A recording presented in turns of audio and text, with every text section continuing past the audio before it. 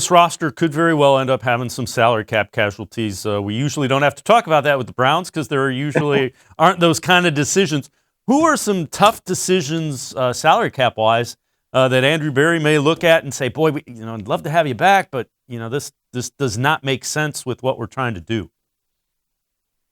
One name I mentioned is a guy like Sheldon Richardson. I think his cap number is somewhere around $13 million. Now, I'd be willing to take that cap hit on for another year to have him in the middle of the line, and I'm sure the Browns would too because of how he played this year. But you always look at guys who are a little older and have those big numbers, and maybe you have some guys behind them who could step in and play. Sheldon Richardson, I don't think it would happen, but he's a guy you kind of keep an eye on. And look, you've got to talk about those two receivers at the top. Odell Beckham coming off an ACL, a lot of money. Jarvis Landry, Andrew Berry talks about wanting to add speed to the roster. For everything Jarvis does, and I would be a little leery about moving on from him after this year.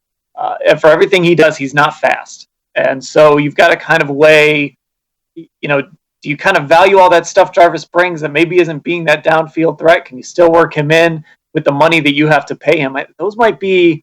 There's not a lot of big money guys on this roster right now, but those are a couple guys to keep an eye on. And, look, I think in some years, maybe J.C. Treader would be a guy you'd look at too. He makes a lot of money and you drafted a center in the 5th round last year, but I wouldn't even think about moving on from J.C. Treader.